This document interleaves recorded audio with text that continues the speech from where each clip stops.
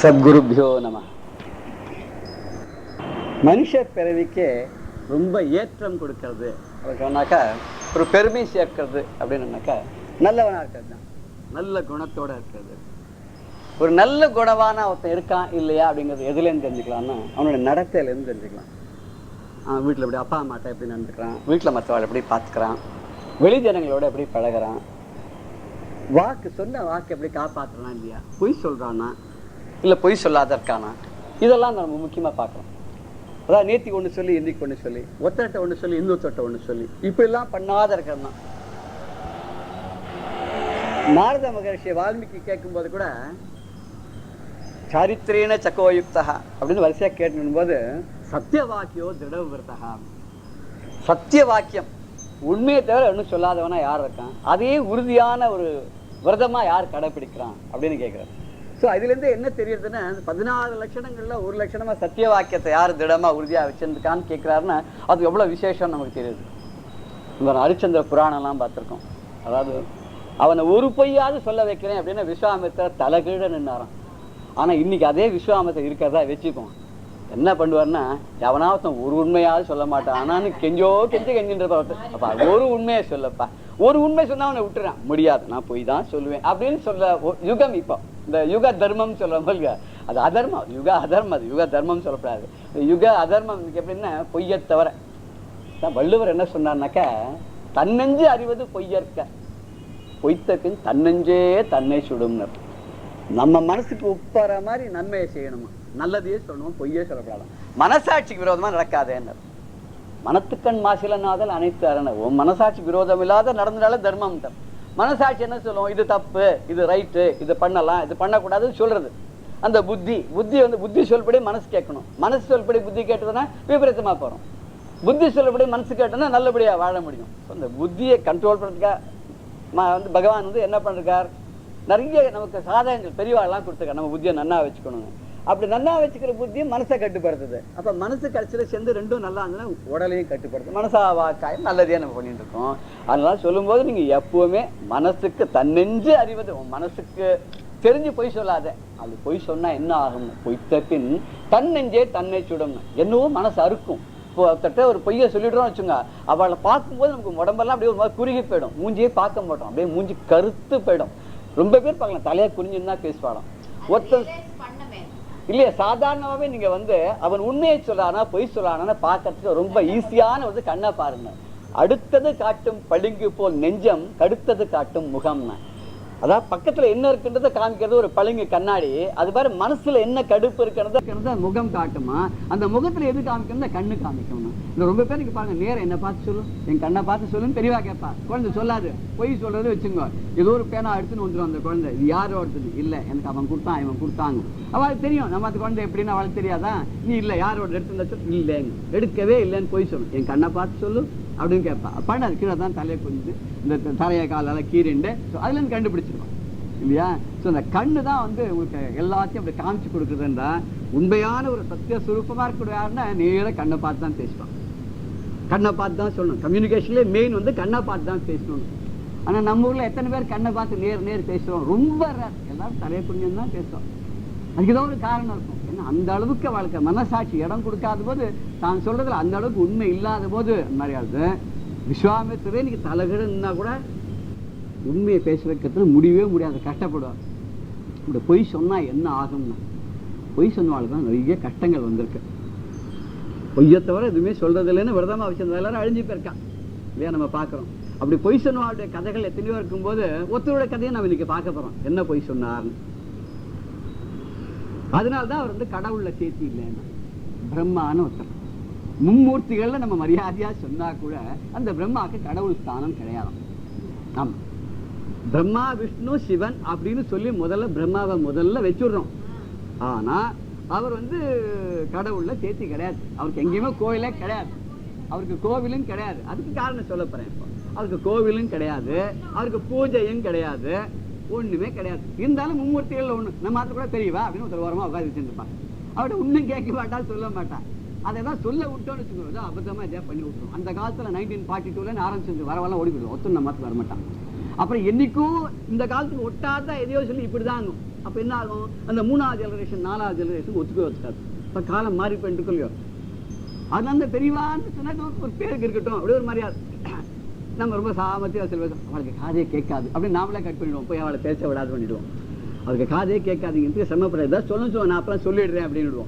ஏன்னா அவள் வந்து இவளை ஒட்டவே விட மாட்டோம், நம்மளே ஒதுக்கிறோம். காரணம் என்னன்னா, இப்பதான் சொல்லாம எனக்கு இவர் கூட சொன்னார், சம்ஸ்கிருத வார்த்தை தான் லோலுத்வம் அப்படிங்கிறது. என்னன்னாக்கா அது வந்து அனாட்சியமா வம்பு பண்றதுதான். அதான் இப்ப நம்ம லொல்லுன்னு சொல்றோம் இல்லையா, இது சரியான லொல்லு சார் வருங்கமே. அதுக்கு ககன் சைத்தன்யா சுவாமிஜி சொல்லும் போது இந்த வார்த்தையை ரொம்ப அழகா சொன்னார். சம்ஸ்கிருத வார்த்தை அந்த அளவுக்கு நம்மளோட பழகி இருக்கு. சமஸ்கிருதம் ரொம்ப எளிசு, அது கஷ்டமே இல்லை, கத்துக்கலாம், எல்லாரும் பேச முடியும், புரிஞ்சுக்க முடியும்ன்றதுக்கு சொல்றதுக்காக இந்த இதை சொன்னார். லொல்லுங்கிறது லோலுத்துவங்கிற வார்த்தையில இருந்து வந்திருக்கு. நிச்சயம் இல்லை, சும்மா வம்பு பண்றது, ஏதாவது இடைஞ்சல் பண்றது, இடையூறு பண்ணிருக்கு, முன்ன போக விடாது, ஏதோ ஒன்று சொல்லிட்டே இருக்கு. இப்போ ஏதோ நீங்கள் ஒரு நல்ல சமாதி பண்ண குறுக்க உங்களை இடைஞ்சல் பண்ணி விடுறது, அப்புறம் வேணும்னே வேண்டாத கேள்வியாக கேட்கறது. அதுக்காக இன்னைக்கு பார் இவரை மடக்கி விடுறேன் அப்படிங்கிறது. இன்னைக்கு இவர் சொல்றாருல, இன்னைக்கு பார் நான் கேட்குற ஒரு கேள்வியில இவர் அப்படியே கவுந்துர போறார் பார், இவரை மேலே போக விடா, இப்படி சில பேர் வருவார். அதை இடைஞ்சல் இதெல்லாம் இக்னோர் பண்ணி அவதான் நிஜமா கிரேட். எத்தனை இடைஞ்சல் பண்ண முடியுமோ அவளை டிஸ்ட்ராக்ட் பண்ணி, அவளை மேல பேச விடாது பண்ணி, செய்கையினால எல்லாம் பண்ணுவா. அதெல்லாம் மீறிண்டு வராங்க. அதான் அவளை வந்து மனசை கட்டுப்படுத்துறதோ, பார்வையை கட்டுப்படுறதோ, பஞ்சேந்திரியங்களை கட்டுப்படுறதோ, அது ஞானிகள் அந்த லைனுக்கு வந்துட்டு இருக்கான்னு அர்த்தம். இந்த பிரம்மாக்கு ஏன் கிடையாதுன்னு சொன்னாக்க, இவர் பெரியவரா இருந்தாலும் பிரம்ம விஷ்ணு சிவன், அம்பாள் சொல்லுவா பிரம்ம விஷ்ணு சிவாத்மிகா ஏ நமஹா, அந்த மாதிரி அதை கொடுத்துரும். அதோட சரி. ஏன் கிடையாதுன்னா, பகவான்கிறப்பட்டவன் எப்படி இருக்கணும்னா அவன் மனுஷாளுக்கெல்லாம் அப்பாற்பட்டவனா இருக்கணும். பிரம்மா படைச்சது மனுஷனை, மனுஷன் மாதிரியே அவர் இருக்கலாமோ, இருந்துட்டார். என்ன பண்ணாங்க, இந்த மும்மூர்த்திகள்ல யாரு ரொம்ப பெரியவர், யார் வஸ்தியானவர் அப்படின்றது இவாளுக்குள்ளேயே ஒரு எண்ணம் வந்தது. நானா நீயா நீயா நீயான்னு. விஷ்ணு சொன்னார், நான் வந்து வஸ்தின்னு நான் என்னைக்குமே சொல்லலை, நான் பெரியவனாக நான் நினைச்சுக்கல. பிரம்மா சொன்னார், நீங்களே ஒத்துக்கலாம், நீங்க அப்பா நீங்களே ஒத்துக்கலாம், நான் மாத்திரம் என்ன மிஞ்சி இருக்கிற ஒருத்தர் அவர் ருத்ர ஸ்வரூபி. அவர் போய் ஏதாவது கேள்வி கேட்டால் அவர் கோபம் வந்து, இந்த 3 கண்ணில் எந்த கண்ணால பார்த்தாலும் நமக்கு கஷ்டம். ஒரு கண்ணு சூரியன் எரிஞ்சு போயிடும், இன்னொரு கண்ணால பார்த்தா ஒரே குளிர்ச்சி சந்திரன் அப்படின்னு நம்ம ஃப்ரீஸ் ஆகிடும். இந்த 3வது கண்ணுக்கு சூரியனா கொஞ்சம் தகிக்கும், அந்த 3வது கண்ணு அக்னி அப்படியே பொசுங்கி சாம்பலா போயிடுவோம். ஏற்கனவே 2 சரித்திரம் வேற இருக்கு. இப்படிங்கும்போது அவர்கிட்ட போய் நம்ம மாட்டிக்க வேண்டாம், இருந்தாலும் ஒன்று வேணா பண்ணும், அவர்கிட்ட போயும் நீங்க தான் பெரியவர் அப்படின்னு எங்க 2 பேருக்கும் தோன்றது. ஆனா அந்த பெரியவரா இல்லையான்னு ஒரு பரீட்சை பண்ணி நம்ம உலகத்துக்கு தெரியப்படுத்தலான்னு இருக்கோம். என்ன பண்ண போறேன், நீங்களே பரீட்சை வைங்க. சரி, நான் பெரியவன் ஒத்துக்கணும்னு சொன்னா உங்களை விட ஏதோ ஒண்ணு ஜாஸ்தி என்கிட்ட இருக்கணும் இல்லையா. அப்போ நாரதருங்க வந்தார். அவர் சொன்னார், அவர் தான் எல்லாத்துக்கும் ஒரு சமரசம் பண்ணி வைக்கக்கூடியவர். வந்து சொன்னார், இந்த பரமேஸ்வரனுடைய அடி முடிய யாரா கண்டுபிடிச்சிட்டு வந்தா அவளை பெரியவாளா ஒத்துக்கலாமே. அடி அப்படின்னா பாதம், முடின்னா தலை. அடின்னா திருவடி, பாதம், முடி அப்படின்னு சொன்னா தலை, முடி, ஜடா. இந்த 2ஐயும் யாரு பார்த்துட்டு வராளோ அவளுக்கு ஒரு காம்படிஷன் மாதிரி வச்சு அப்புறம் பார்த்துட்டு இவர் அவ்வளவு பெரியவர் அப்படின்னு, இவர் ரொம்ப பெரியவர் நம்ம ஒத்துக்கிறோம், தான் நம்மளால கண்டுபிடிக்க முடியல, இன்னும் ரொம்ப பெரியவர் ஆயிடுவார். சரி, கண்டுபிடிச்சு வரலாம். எல்லாம் போனார். மகாவிஷ்ணு வராக அவதாரம் எடுத்துட்டார். அவர் ஏற்கனவே வராகமா இருந்திருக்காரு. வராகமா போனார், ஸ்வேதா வராகமா பூமி அப்படியே கலர்ண்டே போனார். போயிட்டே இருக்கார். பாதாளத்துக்கு பார்த்து பாதத்தை பார்க்க முடியல. அவர் நேர சிவனேன்னு வந்துவிட்டார். சிவனே அப்படின்னு நேரம் நீதான் அப்படின்னு வந்துட்டார். என்னால பார்க்க முடியலன்னு பரமேஸ்வரன் ரொம்ப சந்தோஷம் வந்துடுச்சு. இப்படி ஒரு உண்மையை சொல்லிட்டான் பாத்தியா அப்படின்னு சொல்லி தன் கையில் இந்த சக்கராயத்தை கொடுத்தாராம். சுதர்சன சக்கரத்தை கொடுத்தாரு. ஒரு கதை சொல்ல, இல்லை இன்னும் ஏதோ வில்லு வச்சிருந்தா சாருங்க அதை கொடுத்தாருமா. ஒரு கதையில வரும், ஏதோ ஒன்று கொடுத்தார். சந்தோஷம், நீ உண்மையை சொன்னியா, சரி நீ சொன்னாலும் சொல்லாட்டாலும் நீ தான் ஆதி மூலம், அதை நானே ஒத்துக்கிறேன். நீ உண்மையை சொல்லிட்டேன். பாதத்தை கண்டுபிடிக்க முடியல, நான் மறைச்சேன். அக்னி சுரூபம் என்ன, அக்னிக்கு ஏது பாதம் கண்டுபிடிக்க முடியாது, அக்னிக்கு ஏது தலை கண்டுபிடிக்க முடியாது, அது ஆவியா போயிட்டே இருக்கும், கண்டுபிடிக்க வேண்டிய. உண்மையை சொன்னாலும் கொடுத்தேன்னார். இந்த பிரம்மா அங்கேருந்து வந்தார். அவருக்கு மனசுக்குள்ள என்ன, எப்படியாவது சிவனை ஒரு பழி வாங்கணும்னு ரொம்ப ஆசை. ஏன்னா அவருக்கு 5 தலை, இவருக்கு 5 தலை, பார்க்கறது வித்தியாசமே தெரிய மாட்டேங்குது. ஏன்னா ரொம்ப அவருக்கு 5 தலைங்கிற, இவருக்கு 5 தலைங்கிற, பிரம்மாவுக்கு 5 தலையும் அவருக்கு 5 தலை. அதனால நானும் அவரும் ஈக்குவல். ஆனா வரவாழ அவரே நமஸ்காரம் பண்ற, அவரே பெரியவங்கிற நமக்கு ஒண்ணுமே இல்லையே. இந்த ஒரு இன்ஸ்டன்ஸ்ல நம்ம வந்து அவரோட ஒத்தின் காமிக்கணும்னு அன்னப்பறவையா எடுக்கணும். ஒரு ரூபத்தை எடுத்து மேல பறந்து போனவன் போறார் பார்க்கவே முடியலாம்.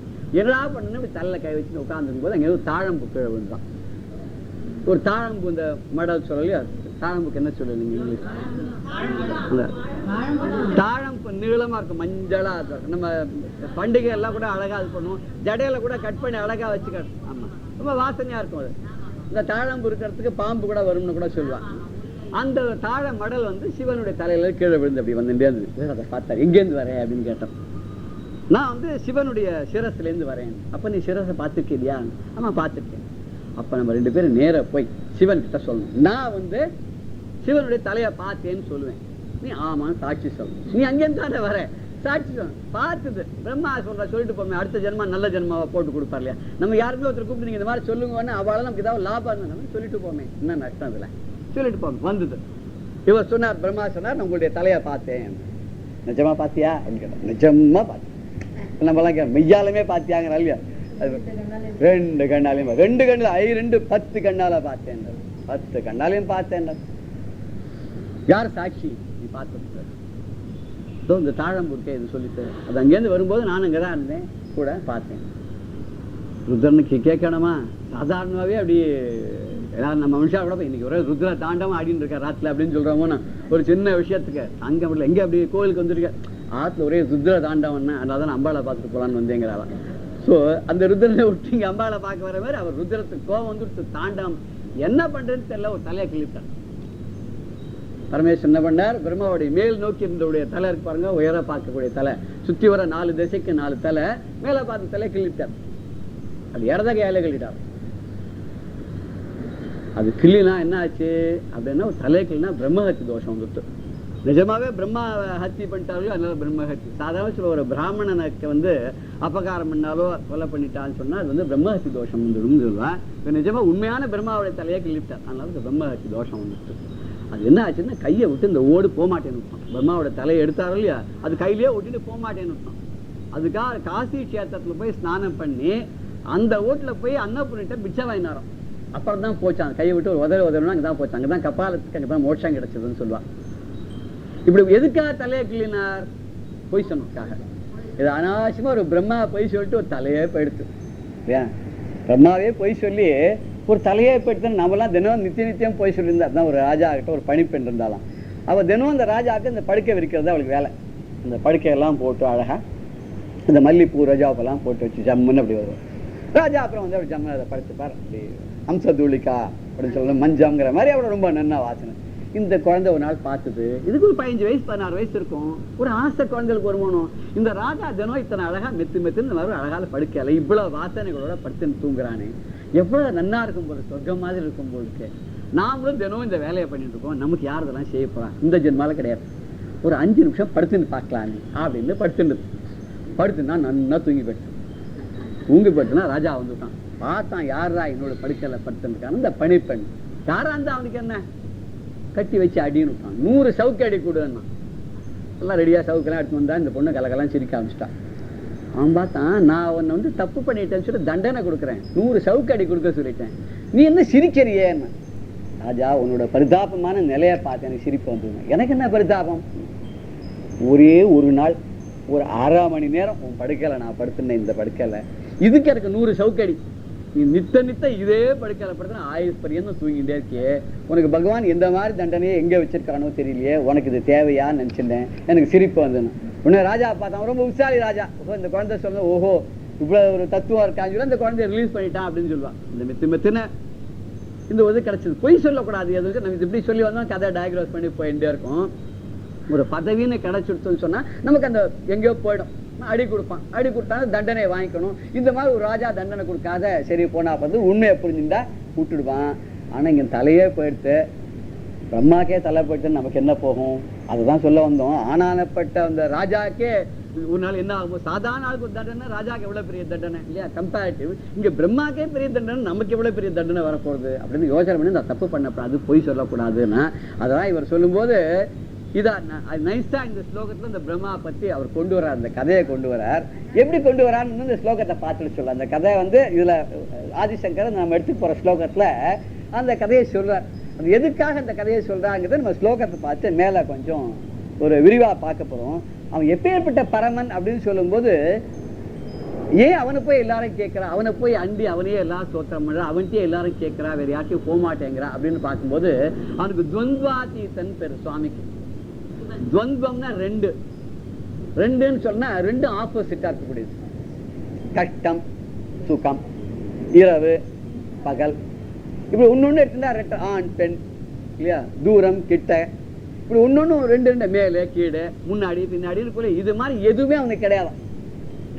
சுவாமிஜி சொல்லும்போது சொன்னார், விளக்குக்கு எது பக்கம் திசை, எங்க பார்த்துட்டு இருக்கு விளக்கு, உனக்கு விளக்கை எடுத்து வச்சுட்டோன்னா தெற்க பார்த்துருக்கா, மேற்க பார்த்துருக்கா, வடக்க பார்த்துருக்கா, கிழக்க பார்த்துருக்கான்னு சொல்லும்போது அது எங்க பார்த்துருக்கா, அதுக்கு திசையே கிடையாது. அது மாதிரி பரமனுக்கு திசையும் கிடையாது, எந்த கட்டுப்பாடும் அவனுக்கு கிடையாது. அதனால்தான் அவனை பார்த்து கேட்கிறான். இப்படி எல்லாராலையும் கேட்டுவிட முடியுதா? சுவாமியே பார்த்து ஏன் இப்படிதான் பண்ற, நியாயமா உனக்கு அடுக்குமா அப்படின்னு கேட்க முடியுமா? நம்மளால கேட்க முடியுமா? எப்போ கேட்க முடியும்னா சங்கராச்சாரியார் மாதிரி பெரிய அந்த லெவலுக்குள்ள ஞானிகளால் தான். ஏன்னா சுவாமியால இவருக்கு ஒண்ணுமே ஆக வேண்டாம். இன்னும் சொன்னா அவரே தான் சங்கரோட அவதாரம் சொல்றோம், அது வேற ஒரு பக்கம் இருக்கட்டும். அவர் பெரிய எத்தியா ஆயிட்டார், அவருக்கு இந்த உலகத்தில் நடக்க வேண்டிய எதுவுமே இல்லை, அவருக்கு லாபமும் நஷ்டமும் எது வந்தாலும் ஏற்றுக்கொள்ளக்கூடிய பக்குவம் அவருக்கு இருக்கு. இனிமே இந்த உலகத்தில் அவருக்கு ஒண்ணுமே வேண்டாம். 16 வயசுல அதெல்லாம் பண்ணியாச்சு. அந்த 16 வயசுல அவ்வளவு முத்தின ஞானம் அவருக்கு. அவரால் தான் பரமேஸ்வரனை பார்த்து கேட்க முடியும். அவர் ஆரம்பிச்சு எப்படி ஆரம்பிக்காப்பாங்க, இதை நம்ம கேட்டு மேல போலாம். ஒரு நிமிஷம். उपेक्षा नो चेत् किं न हरसि भवद्ध्यान विमुखां दुराशा भूयिष्ठा विधिलिपिमशक्तो यदि भवान् शिरस्तद्वैदात्रं न खलु सुवृत्तं पशुपते कथं वा निर्यत्नं करणकमुखेनैव लुलितम्. उपेक्षा नो चेत् नः चेत् नो चेत् किं न हरसि भवद्ध्यान विमुखां दुराशाभूयिष्ठां विधिलिपिम् अशक्तः यदि भवान् शिरः तत् वैदात्रं न खलु सुवृत्त पशुपते कथं वा निर्यत्नं कर नख मुखेनैव लुलितं. नखमुखेनैव लुलितम्. उपेक्षा नो चेत् ஆரம்பிக்கிறது அப்படி ஆரம்பிக்கிறார். பசுபத்தே, பசுபத்தியே இந்த வார்த்தை நிறைய இடத்துல யூஸ் பண்ணல. பசுபத்தினா உயிர்களுக்கெல்லாம் தலைவனாக இருக்கக்கூடிய அந்த பரமேஸ்வரனே பசுபத்தே. உபேக்ஷா நோ சேத். உபேக்ஷான வெறுப்பு. உபேக்ஷா வெறுப்பு. யார் மேல வெறுப்பு இருக்க முடியும்? என் மேல வெறுப்பு இருக்கலாம். உபேக்ஷா என்ன காப்பாத்துறது, எனக்கு உபகாரம் பண்றது, நான் கூப்பிட்ட உடனே வர்றது, எனக்கு அனுகிரகம் பண்றது அப்படிங்கிறது உனக்கு ஏதோ ஒரு ஆட்சேபனை இருக்கிறதா தெரியுது, ஏதோ வெறுப்பு இருக்கிறதா தெரியுது. என்ன காரணம் எனக்கு தெரியல. ஆனா இப்ப அப்படி இல்லைன்னு வச்சுப்போம். நோ சேட். நீ சொல்லுவ, ஐயா அது மாதிரி எனக்கு உண்மையே கிடையாது, எனக்கு எல்லாரும் ஒண்ணுதான், உலகத்திற்கு அத்தனை ஜீவராசிகளும் கடவுளுக்கு ஒண்ணுதான். கீதையிலேயே பகவான் சொல்லும் போது பெரிய ஞானிக்கு எல்லாத்தையும் ஒரே மாதிரி ஒரு பழகிறது தான் இருக்கணும். அவன் புச்சாலியா இருந்தாலும் சரி, புச்சாலி இல்லைன்னு சரி, பாப்பியா இருந்தாலும் சரி, கோப்பியா இருந்தாலும் சரி இல்லையா, அவன் நல்லவனா இருந்தாலும் கெட்டவனா சரி, ஞானியை பொறுத்தவரை எல்லாரும் ஒண்ணுதானா, அவனுக்கு வித்தியாசமே கிடையாது. அதனால இவர்கிட்ட போய் இவர் என்ன கேட்கிறார், எனக்கு உபகாரம் பண்றதுல கருணை புரியல, உனக்கு ஏதாவது ஆட்சேபனை இருக்குமானால் அப்படி இவர் ஆரம்பிக்கிறார். உபேக்ஷா. ஐயா அப்பெல்லாம் ஒண்ணும் கிடையாது. நம்ம கூட சொல்லும்போது சில பேர் கேள்வி கேட்கறதுக்கு முன்னாடியே பதில் சொல்லிடும். பொறுத்துண்டா என்ன கேள்வி கேட்கிறான்றது நம்ம வெயிட் பண்ணாதே கிடுக்கிட்டு பதில். இல்லை சார் நான் இன்னும் முடிக்கவே இல்லை, அதுக்குள்ள பதில் சொல்ல, உங்களை பத்தியே சொல்ல சார், நான் வேற எதையோ சொல்ல வந்தேன், அது கூட நாமளே எங்க அப்பா குதிரைக்குள்ள சொல்லி நாம ஏதோ ஒன்று சொல்லி நாமளே மாட்டிப்போம். ஓஹோ நீங்க தானே அது, நான் வேற யாரோ நினைச்சிட்டு இருந்தேன், நீங்களே சொல்லிட்டேன்பா. அது மாதிரி நம்மள வம்புல மாட்டிப்போம். அதனால பரமேஸ்வரன் வம்புல மாட்டிக்கிட்டாருன்னு இவர் என்ன சொல்றார், ஆரம்பிக்கச்சு உபேக்ஷா. இந்த வெறுப்பானது, அதை என்னை காப்பாற்று விதத்தில் இருக்கக்கூடிய வெறுப்பானது நோச்சே உனக்கு இல்லைன்னா, எது நச்சேத்து உனக்கு இல்லைன்னா, என்ன காப்பாற்றுறதுங்கிறத உனக்கு எந்த விதமான ஆட்சேபனையோ வெறுப்போ இல்லைன்னா, அப்ப நீ இன்னொன்று பண்ணிருக்கலானே, ஒண்ணு பண்ணலையே. என்ன பண்ணல? உனக்கு வெறுப்பு இருக்குன்னு நான் சொல்றேன், நீ இல்லைங்கிற, ஆனா நான் எஸ்டாப்ளிஷ் பண்றேன் அப்படிங்கிறார். எப்படி எஸ்டாப்ளிஷ் பண்றது? துராசா பூயிஷ்டாம். துர் ஆசா கெட்ட ஆசைகள், தீய எண்ணங்கள். அதாவது இந்த ஆசைகள்லாம் தேவையில்லை. அந்த ஆசைகளை விட்டுட்டோன்னா சந்தோஷமா நன்னா இருக்கலாம். கடவுளை அடையலாம். ஆனா நம்ம கெட்ட ஆசைகள் பின்னாடி பண்ணிட்டு தவறுகள் பண்ணிட்டு மிஸ்டேக் பண்ணிட்டு அதனால கெட்ட பேரை சம்பாதிச்சு பாபத்தை சம்பாதிச்சுட்டு இன்னும் பல பிறவிகள் எடுத்து இப்படியே போயிட்டு இருக்கோம் இல்லையா? இப்ப இந்த துராசைகளால இந்த கெட்ட ஆசைகள் எல்லாம் நிறைஞ்சிருக்கு. பூயிஷ்டாம்னா நிறைஞ்சிருக்கு. தீவிரமான எண்ணங்கள், தீயதான ஆசைகள், தேவையில்லாத ஆசைகள், இதுல எல்லாம் இந்த மனசு ஈடுபட்டு அந்த ஆசையிலேயே மூழ்கி கிடக்கிறது. இதனால என்ன பண்ணுதுன்னு கேட்டா பவத் தியான விமுகம்.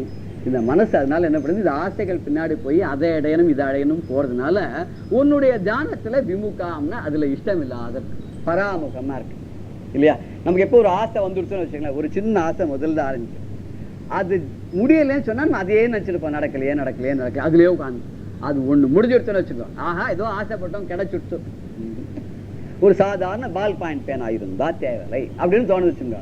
அது வாங்கினோன்னா அப்பப்போ சில சமயம் எழுதாது, சில சமயம் பேப்பரை கிழிக்கும். நம்ம ஒண்ணு இந்த பால் பாயிண்ட் பேனா கூட ஒரு ஜெல் பேனாவா இருந்ததுன்னா வச்சுங்க, அது வழவழான்னு நின்னா எழுதுமே அப்படின்னு உடனே தோணும்.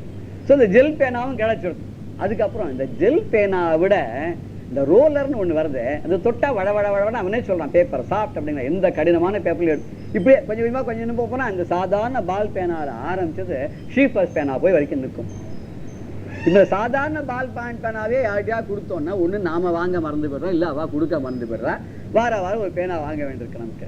இது மாதிரி ஒரு காஸ்ட்லியான பேனா இருந்துன்னு வச்சுங்க, ஒண்ணு நம்ம கொடுக்கத்தான் மனசு வருமோ இல்ல கொடுத்தா திரும்பித்தான் வருமோ, வராது. ஸோ இந்த ஆசைகளுடைய கடைசியில என்ன போய் முடியும்னு கேட்டா நஷ்டத்துல தான் போய் முடியும். ஒண்ணு நாமளாவே இழக்கிறதா இருக்கும், இல்ல யாரோ ஏமாத்துறதா இருக்கும். ஸோ அந்த மாதிரி கட்டங்கள்ல மாட்டிருந்து முழிச்சுட்டு திண்டாடி எப்ப பார்த்தாலும் அதே நினைச்சுட்டு இருக்கும். ஒரு தியானம் அப்படி கொஞ்சம் பகவத் சித்தரை படலாம், இல்ல ஒரு சௌந்தர்ய லகரி படிக்கலாம், இல்ல அபிராமிந்தாதி தான் படிக்கலாம்னு உட்கார்ந்து அது ஞாபகம் நேற்று அந்த ஆள்கிட்ட பேனா கொடுத்தோமே போஸ்ட் ஆஃபீஸ்ல கையெழுத்து போட்டு தரேன்னு வாங்கிட்டானே அவனு இந்த ஆணு கொடுக்கல. நாம் அப்பதான் எங்கேயோ போயிடும் அந்த தாட். பாருங்க, நீங்க உட்கார்ந்து தியானத்துக்கு உட்கார்ந்த உடனே எங்கேயோ தாவி இந்த மனம்ங்கிற குரங்கு இருப்பாங்க இழுத்துன்னு எங்கேயோ கொண்டு போய் விட்டுடும். அடுத்த நிமிஷம் பார்த்தா அடாடாடாடாடா தியானம் பண்ணும்போது 10 ராமநாமா சொல்லான்னு உட்கார்ந்தா மனசு எங்கேயோ போயிடுத்து, திருப்பி இழுத்துருந்தா அங்கே உட்கார்.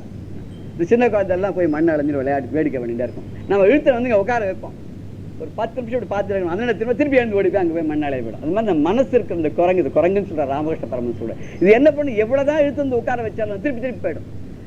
அதனால அந்த தியானம் நடத்த என்ன சஜஸ்ட் பண்ணான்னு இதெல்லாம் பத்தி கவலையே படாதீங்க. இப்படிதான் மனசுல தாட் வந்துட்டே இருக்குமா. இந்த ரயிலில் போகிறபோது நீங்கள் ஜன்னலால் பார்க்கச்சா நிறைய பார்க்குறோம் இல்லையா?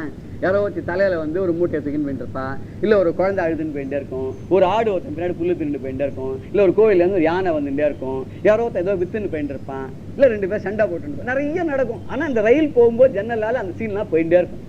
நம்ம ஒன்று பின்னாடி கூட நம்ம போகிறது கிடையாது, அதுவும் நம்ம பின்னாடி வர்றது கிடையாது. பார்த்துன்னு இது மாதிரி அந்த மனசுங்கிற அந்த ஜன்னலில் எல்லாம் போயிட்டே இருக்குமா, காட்சிகள்லாம் சீனில் வந்துட்டே இருக்குமா. உட்காந்து போ இல்ல நாட் மைன் பாஸ் தள்ளிட்டோன்னு வச்சுக்கோ. இந்த குப்பைகள்லாம் ஒண்ணுன்னா எடுத்து வெளில போட்டுட்டே வந்தோம்னா ஒரு ஸ்டேஜில் வந்து இது எம்டியா போயிடுமா. அந்த நிலை வருமா? வரும். எப்ப வரும்னா அதே பரமானிச்சுட்டா தான் வரும். நம்ம திருப்பி புதுசா குப்பையை போடக்கூடாது. ராமகிருஷ்ண பரமஹம்சர் ஒருத்தர் போனார், இவர் ஏற்கனவே மனசு குப்பையா இருக்கு, அங்க போய் ராமகிருஷ்ண பரமஹம்சர் போனோன்னா அவர் என்ன சொன்னார், நீ காஃபி சாப்பிடுவியா, டீ சாப்பிடுவியா, பால் சாப்பிடுவியான்னு. அவர் சொன்னா நான் பால் சாப்பிடுவேன், வேற எதுவும் சாப்பிட மாட்டேன். அங்க ஒரு கப்பில் டீ இருந்துச்சு, அப்பதான் கொண்டு வந்து வச்சிருக்கா. உனக்கு டீ கொண்டு வந்துட்டானே சாப்பிட மாட்டியா? ஆம் கவி சாய் நெய்லே தான் அவர் சொல்லிட்டார், நான் எப்பவுமே சாய் எடுத்துக்கிட்டுருப்பேன். உடனே பால் கொண்டாடா அப்படின்னார். அங்கே இந்த சிஷ்யம் போய் பால் எடுத்துனா இந்த கப்புலயே பாலை விட்டார். சுவாமிஜி என்னது அதில் ஏற்கனவே டீ நிறைய இருக்கு, அது மேலேயே பால் விடுறேன்னு விட்டா என்னன்னு, ஐயோ இதுவும் அதுவும் கலந்து ரொம்ப குப்பையா போயிடும், இதுவும் பிரயோஜனம் இல்லை, அதுவும் அதே மாதிரிதான் உன் மனசு இருக்குன்னு. 100 குப்பை மனசு நிறைய இருக்கு, நீ இப்படியே என்கிட்ட வந்து எனக்கு தீட்சை கொடுன்னு அவனுக்கு என்னத்தை தீட்சை கொடுக்க முடியும்? முதல்ல மனசுல இருக்கிற குப்பையெல்லாம் வெளில குடிச்சிட்டு எம்டியா வரணும். You want to learn something, you should unlearn what you already learn wrongly தான். சரி, அந்த ஜார்கன் சார் சொல்லும்போது என்னென்னலாம் தவறா புரிஞ்சுருக்கோமோ அதை முதல்ல விட்டுணும். அதுக்கப்புறம் தான் வந்து புதுசா லேர்ன் பண்ணிக்க முடியும். வெறுமை ஆசிரமத்தில் இருந்தா போறாதான். அதனாலதான் என்ன சொல்ல, மனசுல தப்பா லேர்ன் பண்ணலாம் விட்டுணும். அப்போ இந்த ஜன்னல் வழியா பாக்கறதுலாம் நீ இல்ல நான் இல்லைன்னு ஒண்ணுனா விட்டுற கடைசியில் இந்த மனசு வந்து காலி ஆயிடும்.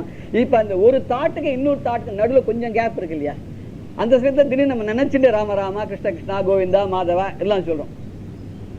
அந்த கேப்பை கொஞ்சம் ஜாஸ்தி பண்ணும். முதல்ல ராம, அப்புறம் இன்னும் கொஞ்சம் வந்து கிருஷ்ணா ராமா கோவிந்தா, அப்புறம் அடுத்த மாதவா கேசவா, இப்படி ஒண்ணுன்னா சேர்த்துட்டே வந்து கேசவா மாதவா நாராயணா கோவிந்தா விஷ்ணு மதுசூதனா, இந்த 12 நாமாவளி சொல்ற அளவுக்கு அந்த கேப்பை கொண்டு வந்துட்டோன்னா கொஞ்சம் கொஞ்சமா டெவலப் பண்ண இந்த கேப் டெவலப் ஆகிட்டு இருக்கும். இந்த மற்ற குப்பைகளுடைய ஆக்குபன்சி வந்து குறைஞ்சு போயிடும். இப்படிதான் படிப்படியா வருமா?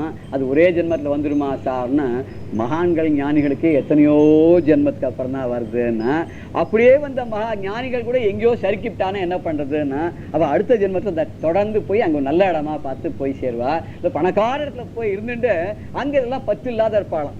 இல்ல பெரிய ஞானியுடைய குடும்பத்துல போய் வந்து சின்ன குழந்தையா இருக்கும் போதுலேயே பெரிய ஞானவானா இருப்பா. அதான் ரொம்ப துர்லபமா.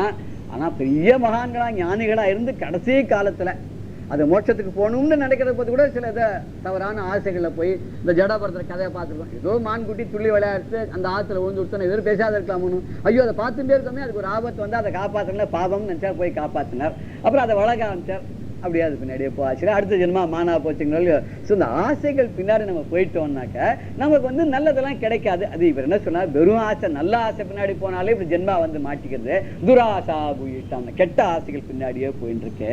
அதனால என்ன ஆச்சுன்னா, பவ தியான விமுகம், உன்னுடைய தியானத்துல நோக்கம் இல்லாததாக இருக்கக்கூடியதாக மனசு. இந்த மனசை யார் என்ன பண்ணா தெரியுமா, விதி லிபிம்னர். இப்படி விதி அப்படின்னு சொன்னா பிரம்மாக்கு பேர் விதின்னு தரும்.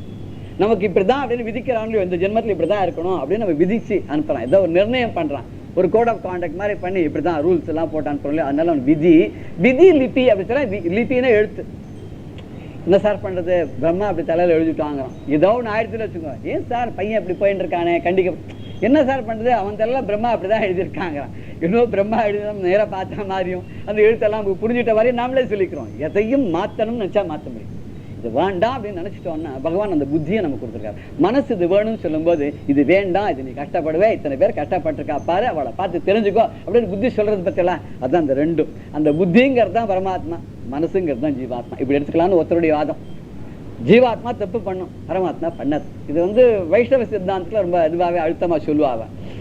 ஏன்னா இந்த மனசு தப்பெல்லாம் பண்றது, இந்த புத்தி பண்ணாதேங்கிறது. ஸோ மனுஷன் தப்பெல்லாம் பண்றான், ஜீவாத்மா தப்பெல்லாம் பண்ணும், ஆனா அந்த பரமாத்மா பண்ணாதேன்னு சொல்லி அந்த புத்தி அங்க உட்காந்துட்டு இருக்கு. புத்தி ரூபமா இருந்துட்டு பண்றான், தீட்சணிவா இருந்து பண்ணிட்டு இருக்கான் அப்படின்னு சொல்லி இப்படி பண்ணலாமே. அந்த மனசு என்ன பண்ணுறது, எப்படி கெட்டழிஞ்சு போயிட்டே இருக்கு.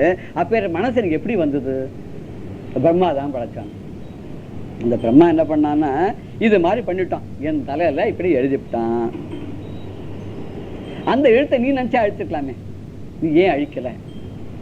பிரம்மா தலையில எழுதிட்டான், அது அழிக்கிறது பெரிய கஷ்டமா? எப்படி அழிக்கலாம்? நினைச்சாலே அழிச்சுடலாம். பரமேஸ்வரன் நினைச்சாலே அழிச்சுடலாம். இல்ல அட்லீஸ்ட் கூப்பிட்டு போய், இனிமே அடுத்த ஜென்மால இந்த இவன் நம்ம ஆளு, நமக்கு வேண்டியப்பட்டவன், இவனுக்கு நீ எப்படிலாம் கண்ணாப்பெல்லாம் எழுதப்படாது, பார்த்து செய்யும் மனுஷாலாம் சொல்லியோ, நம்ம பையன் சார் கொஞ்சம் பார்த்து கவனிச்சுக்கோன்னு சொல்லியோ. அது மாதிரி நீ சொல்லாமே பிரம்மாட்ட, நம்ம ஆள் சார் ஒரு வேண்டியவர், இவருக்கு பார்த்து எழுதுங்கோ, கண்ணாப்பெல்லாம் எழுதாதுங்கோ. ஏதோ ஒன்று ரெண்டு தப்பு இருக்கும், பண்ணாத யார் தப்பு பண்ணல இல்லையா? தப்பு பண்றது சகஜம். இனிமே பண்ண மாட்டான், என்னப்பா இனிமே தப்பு பண்ண மாட்டேன் இல்லையா? சரி, வெரி குட், இனிமே தப்பு பண்ண மாட்டான், பார்த்து எழுதுங்க, அடுத்த ஜென்மா நல்ல ஜென்மா ரெக்கமெண்ட் பண்ணலாமே. பண்ணாதான் ஏதோ கண்ணாபனான்னு எழுதிவிட்டான், அதெல்லாம் நீ பார்த்துட்டு இருக்கியே, இதை நீ அழிக்கலாமே. சரி, ஏன் அழிக்கல? அப்படி படைச்சான பிரம்மா இல்லையா, அந்த எழுத்த கிம்னா ஹரசி, ஹரசின்னா போக்கு அடிக்கிறது, அதை எடுத்துடுறது. ஹரஹான அழிக்கிறதுன்னு சொல்லலாம், ஹரஹான அபகரிக்கிறதுன்னு சொல்லலாம், அதை திருடுறதுன்னு சொல்லலாம். பரமேஸ்வரனுக்கே திருடன்னு பேர். தஸ்கராணாம் பத்தையே நமகான்னு சொல்லுது.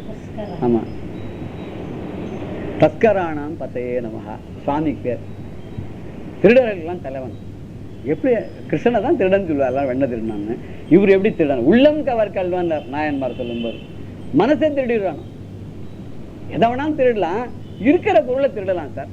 அது இல்லாத கண்ணுக்கே தெரியாத ஒரு மனசுங்கிறதுக்கு ஏதாவது ரூபம் இருக்கோ, எங்க இருக்குன்னு தெரியறதோ தெரியல, எப்படி இருக்குன்னு தெரியுதோ தெரியல, எப்படி வந்தது எப்படி போறது, எங்கேயோ உலகம் முழுக்க போயிட்டு வருது மனசுங்க, யாரால பார்க்க முடியுதோ முடியல.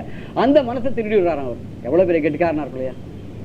பேசிட்டே இருக்க பேனா காணும், எதிர்க்குதான் உட்காந்துக்க, நம்ம பேனா காணும், பேனா கேட்பாங்க, உங்க பேனா எங்கிட்ட இருக்குங்கிறான்னு. அவர் எவ்வளவு பெரிய திருடன். சோரசிகாமணி, கிருஷ்ணனுக்கு சோரசிகாமணின்னு பேர். ஏன்னா அப்படியே ஒரு நாமாவளியிலேயே சோரசிகாமணின்னு ஒன்று சொல்றான், அவன் சந்தோஷப்பட்டுக்கிறான் அப்படின்னு சொல்லுவா. இவர் வந்து பெரிய திருடன். எப்பேற்பட்ட மனசையே திருடக்கூடிய திருடன்.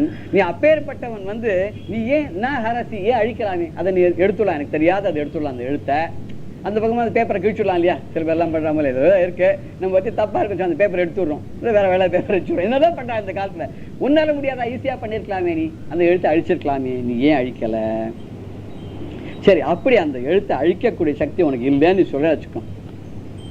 பவான் அசக்தா எதி, பவான் தாங்கள் அசக்தா எதி அசக்தா, எதி அசக்தான சக்தான சக்தி உடையவன், அசக்தான சக்தி இல்லாதவன். ஐயோ அவள் எழுதுனாலாம் நம்மளால் அழிக்க முடியாது. பேரவத்து சார் இந்த மாதிரி ஒரு ஆர்டர் போட்டார் சார், நீங்கள் பார்த்து எதாவது அது வேறு டிபார்ட்மெண்ட், நம்ம வேறு டிபார்ட்மெண்ட். என்ன தான் நாங்கள் ரொம்ப க்ளோஸ் ஃப்ரெண்டாக இருந்தாலும் ஒரு காலத்தை எங்கிட்ட ஒர்க் பண்ணியிருந்தாலும் நான் போய் சொல்லுறதுலாம் முறை இல்லை சார். என்ன எதுக்காவது யூ கம்ப்ளை வித் இட் அப்படின்னு சொல்கிறாலையோ ஒரு ஆஃபீஸ்லாம் பார்க்கும்போது. அதான் நடைமுறை அட்மினிஸ்ட்ரேஷனில் இன்னொருத்தரோட டிபார்ட்மெண்ட் நம்ம தலையிடக்கூடாதுன்னு. இப்போ இவர் என்ன சொல்லலாம் பரமேஸ்வரன், முதல்ல நீ எனக்கு அப்பெல்லாம் ஒன்றும் தெரியாது, உன் மேலே ரொம்ப நிஜமாகவே அன்பெல்லாம் உண்டுங்க, அப்போ ஏன் நீ அழிக்கலை? அது வேறு டிபார்ட்மெண்ட்டு, நான் வேறு டிபார்ட்மெண்ட்டு, அவரோட டிபார்ட்மெண்ட்டில் போய் நான் தலையிடக்கூடாது. அவரை படைக்கும் போது ரூல்ஸ் அண்ட் ரெகுலேஷன்ஸ் போடுறது அவருடைய டிபார்ட்மெண்ட்டு, எந்த அழிக்கிறது தான். அது சம்மந்தமாக எதாவது வந்தால் சொல்கிறேன் அப்படின்னு சொல்லாமல் நீ சொல்ல முடியாது. நீ ஏற்கனவே ஒரு காரியம் பண்ணியிருக்க, என்ன பண்ண தெரியுமா? அப்படி அசக்தகா இது அப்படி இருந்திருந்தாக்க, சக்தி இல்லாதவன் சொன்னால் சுப்ரத்தம்னாக்க அந்த இடத்துல ஸ்டேபிளா இருக்கு. சுப்பிரதிஷ்டம்னு சொல்றா இல்லையா, வெளியிலேருந்து கொண்டு பிரதிஷ்டை பண்ணா பிரதிஷ்டம், சுப்பிரதிஷ்டம். அது அங்கேருந்து வளர்ந்துருக்கு. எது? அந்த பிரம்மாவோட தலை. இந்த 5 தலையில 5 தானாவே வளர்ந்த தலை. அது 4 திசைக்கு 1, மேல் பார்த்து 1, 5 திசை வளர்ந்தது. அப்படி சுப்ரத்தம்னா எப்பவும் திடமா அங்கேருந்து எடுக்க முடியாத, ஒருத்தராலையும் அதை நகர்த்த முடியாத ஒரு தலையா அங்க இருக்க. அந்த பிரம்மாவுடைய நகலு, நகலுன்னு கிள்ளி விட முடியாது. நகலுன்னு நகத்தால் கிள்ளி எடுத்துறது, நகலுன்னு நகத்தால் கிள்ளி எடுக்க முடியாது. எதாலையுமே அங்கிருந்து எடுக்க முடியாது. அப்படிப்பட்ட ஒரு தலை, தலைக்கு மேலே பார்த்துட்டு இருக்கு. அது ஒன்று கையை உங்களை வைக்க முடியாது, அது எப்படி எடுக்க முடியும்? அந்த மாதிரி தலை, அப்படிப்பட்ட தலை இருக்கு. வைதாத்ரம் பிரம்மாவோட தலை. இந்த வேத சிரோமணியான அந்த பிரம்மா இருக்காரு, அந்த பிரம்மாவோட தலைய சிரகா, அந்த தலை வைதாத்திரம் சிரகா, அந்த பிரம்மாவுடைய தலையானது கதம்பா இவ்வாறுதான் கரநக முகேன ஏவ லுலித்தம். கரநக முகேன, கரம் கையே, அந்த கர நகம் அப்படின்னு சொன்னா கையில் இருக்கக்கூடிய விரல்ல இருக்கக்கூடிய நகங்கள். நக முகம் நகத்துடைய முனை, இந்த நகத்துடைய முனை, அந்த முனையினால லுலித்தம் கிள்ளிட்டார். பிரம்மாவுடைய தலைய கையில் இருக்கிற நகத்தால கிள்ளிட்டார். அப்படி நகத்தாலே இப்படி அப்படியே எடுத்துட்டார், நுங்க எடுக்கிற மாதிரி எடுத்துட்டாரு. இது எப்படி முடிஞ்சது அவனால? என் தலையில் இருக்கிற எழுத்து எடுக்க முடியாதுன்னு சொன்னா, அந்த பிரம்மாவுடைய எழுத்து அழிக்க முடியாதுன்னு சொன்னா, அவருடைய டிபார்ட்மெண்ட்டை தலையை விடக்கூடாதுன்னு சொன்னா, அந்த பிரம்மாவோட தலையே நீ எடுத்துருக்கியா இல்லையா? ஏன்னா ரொம்ப வேடிக்கையா இருக்கு. என்ன சொன்னா நம்ப முடியாவே இல்லையே. அது அடுத்த ஸ்லோகத்தில் வரும்போது அதுக்கு இன்னும் கொஞ்சம் ஒரு ஸ்ட்ராங்காகவே கேட்க போகிறோம். அதை நம்ம அடுத்த பாடலை பார்க்க போகிறோம். இப்படி ஏன் பிரம்மாவுடைய தலையை எடுத்தாண்டது நம்ம பார்த்தோம். பொய் சொன்னாண்ட ஒரே காரணத்துக்காக தான். அந்த பொய் சொன்னாலும் ஒரே காரணத்துக்காக அந்த தலையை எடுத்தார் இல்லையோ, அதை திருமந்திரத்துலேயும் அதை கோட் பண்ணுறார். எப்படி கோட் பண்ண? பிரமனும் மாலும் பிரானே தான் என்ன பிரமன் மால் தங்கள் தம் பேதமையாலே பரமன் அனலாய் பறந்து முன் நிற்க அரண் அடித்தேறி அரற்றுகின்றாரே அப்படின்னு இந்த கதையை சொல்லும்போது திருமூலர் சொல்றார், பிரம்மாவும் திருமால் 2 பேரும் நாங்க தான் பெரியவா அப்படின்னு மனசில் நினைச்சுட்டாலாம். நம்ம தான் பெரியவா அப்படின்னு சொல்லணும்னா என்ன பண்ணா, ஒரு கோடு ஒன்று இருக்கு. இந்த சின்ன கோடா காமிக்க என்ன பண்ணணும்னா பக்கத்தில் ஒரு பெரிய கோடை போடணும். ஸோ விஷ்ணுவும் பிரம்மாவும் நினைச்சிடலாம் பரமேஸ்வரன் தான் நம்மளை விட தாழ்த்தி நம்ம விட வஸ்தியன்னு காமிக்கணும்னா நம்ம வஸ்தியாக அதான் பண்ண முடியும். அதுக்காக இவரை நம்ம கண்டுபிடிச்சிட்டோம் அப்படின்னு போடணும். என்ன பண்ணா மேலே அப்படி கிளம்பி போறார். நானே பிரான் என்ன பிரமன் மால் தங்கள் தம் பேதமையாரு. இவாளுக்கு பேதமைன்னு சொன்ன அந்த சமயத்தில் ஏதோ ஒரு அறியாமைங்க, அறியாமைக்காக பண்ணல, இதுக்கு ஏதோ ஒரு காரணமா பண்ண, ஜனங்களுக்கு ஏதோ ஒன்று சொல்லணுக்காக பண்ண. என்ன சொன்னாலான்னாக்க, பிரம்மா படிப்புக்கு தலைவர், வேத வித்து, பெரிய அறிவாள். மகாவிஷ்ணு செல்வத்துக்கெல்லாம் அதிபதி இல்லையா, அள்ளி கொடுக்கக்கூடிய மகாலட்சுமியை தன்னுடைய மகளே வச்சுருக்கார். அவ பார்த்தானே அப்படியே எல்லாம் கனகமா கொட்டுமா இல்லையா. ஆதிசங்கரை கனகதாராஸ்தோத்திரம் பாடினார் இல்லையா. இந்த மாதிரி ஒரு ஏழை பிராமண அவ வீட்டில் யாச்சகத்துக்கு போன ஒரு நெல்லிக்கனி தான் போட்டான் போது, ஒரு ஜென்மத்தில் என்ன பாவம் பண்ணாலும் அதெல்லாம் விட்டுரு, இந்த ஜென்மத்தில் தேடி பிடிச்சி நெல்லிக்காய் கொடுத்தாலே அதுக்காக நீ கணக்க விருஷ்டி பண்ணோன்னா தங்கமா கொட்டித்துன்னு சொல்றா இல்லையா. அப்படிப்பட்ட மகாவிஷ்ணு மாறிலே வச்சிருக்காரு, ட்ரெஷரியே தங்கிட்ட இருக்காரு. இவர் என்ன நினைச்சா, தான் பெரிய பணக்காரர், செல்வந்தர், பணத்தால் எதை வேணாலும் சாதிக்கலாம். என்ன சார் அங்கங்க 4 அள்ளி வீசினா சரியாக கொடுத்துங்கிறான் இருக்கலாம். இன்னும் ஒன்றும் கஷ்டம் ஒன்று சார், கொஞ்சம் அப்படி தளர்த்தினா நடந்துருங்கிறான்.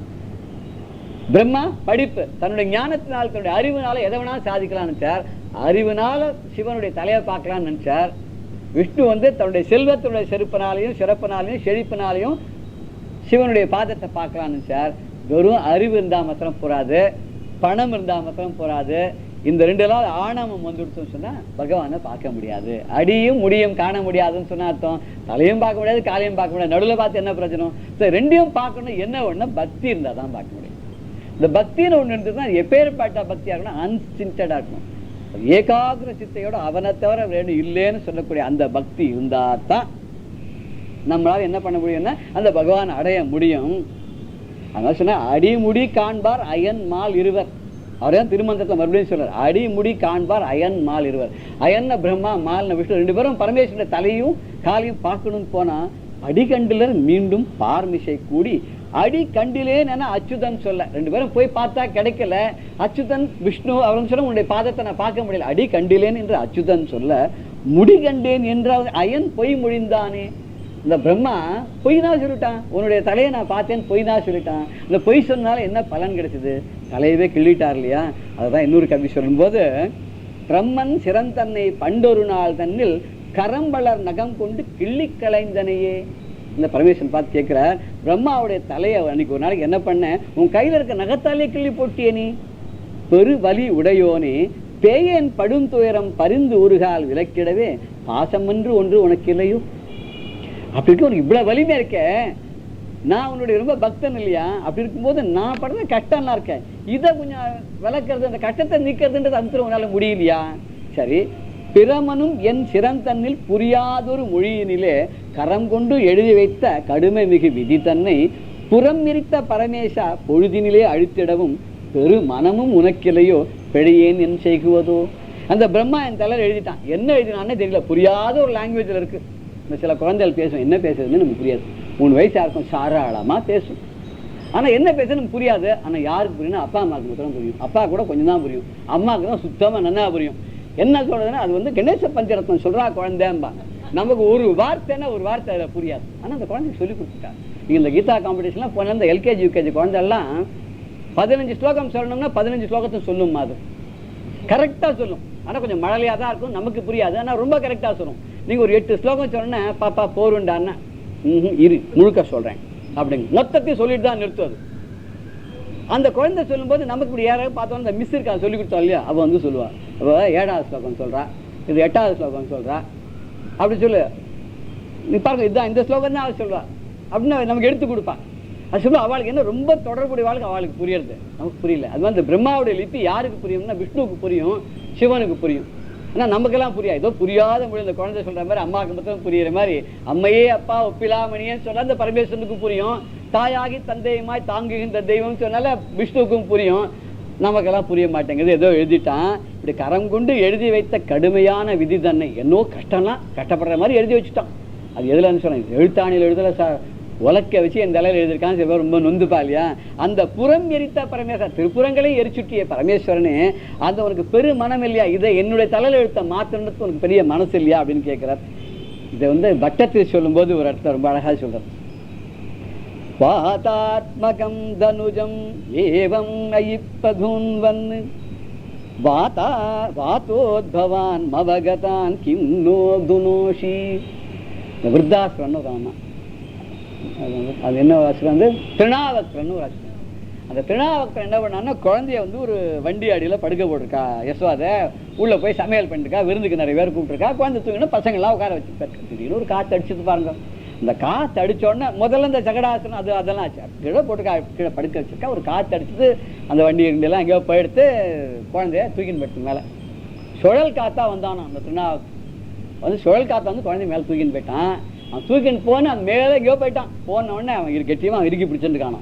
இவர் பிடிச்சிக்கல, அவன் பிடிச்சிருக்கான். இவர் கொஞ்சம் கொஞ்சமா கனமாக ஆரம்பிச்சார். அஷ்டமா சித்தியில இவர் தன்னை உடம்பு கனமா பண்ணிக்கலாம், லேசா பண்ணிக்கலாம். தெரிய சொல்லல, இங்க இருந்து அங்க கண்ணுக்கு தெரியாத போகலாம், தண்ணி மேல நடக்கலாம், காத்துல பறக்கலாம், இப்படிலாம் சொல்லல. இதுல வரப்பட உடம்ப கனமா பண்ணிட்டார். அவன் ஒரு லெவல்ல இவருடைய வெயிட்டை தாங்க முடியாது, புத்துன்னு போட்டு கீழே வந்தானோ. அவன் மலை மாதிரி கீழே கிடக்கணும், அது மேலே ஒரு உட்கார்ந்துருக்கான். அது சொல்லும்போது ஒரு பெரிய மலையில ஒரு நீளமான ஒரு ரத்னம் இருந்தால் எப்படி இருக்குமோ அந்த மாதிரி அந்த மலை மாதிரி படுத்துனுக்கு அந்த திருநாவுக்கன் உடம்பு மேல கிருஷ்ணர் அப்படியே தவழ்ந்து வந்தாராம். கோபிகள்லாம் போய் அள்ளி எடுத்துன்னு வந்தா அப்படின்னா அந்த திருநாவுக்கன் காத்தா வந்தானே அவனை அழிச்சுட்டியே நீ.